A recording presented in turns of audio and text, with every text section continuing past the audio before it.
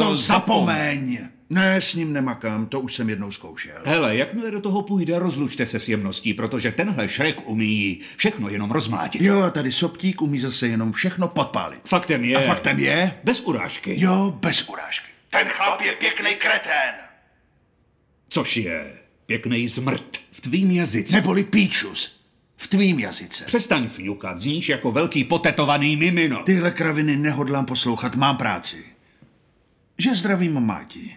Vlastně, řeknu jí to osobně. Neber si moji mámu do huby, nebo tě prohodím tou zdí. Za druhý, zvládnu to dřív, než si stačíš namazat prdel olejčkem. Poroučím se. Přesně. Právě si mi připomněl, proč je pro mě spolupráce s tebou takový utrpení. Je to tvým hlasem. Tím tvým nosním, nevyzrálým hlasem Harryho Pottera. Pokaždý, když promluvíš, jen si to představ. Je to jako kdyby mi někdo táhnul koule pohromadě skleněných střepů. A to bolí. Pro mě to není tvůj hlas, ale tvůj ksicht. Velký, přiblblej ksicht.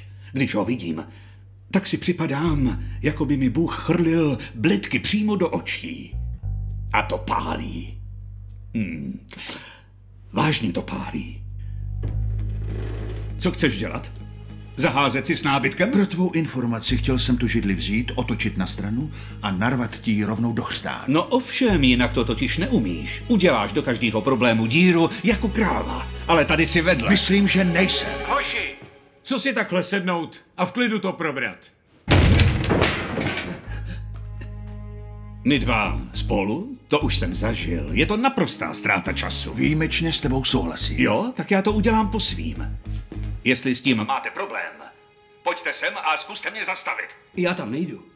No já taky ne. Chytrý, hoši.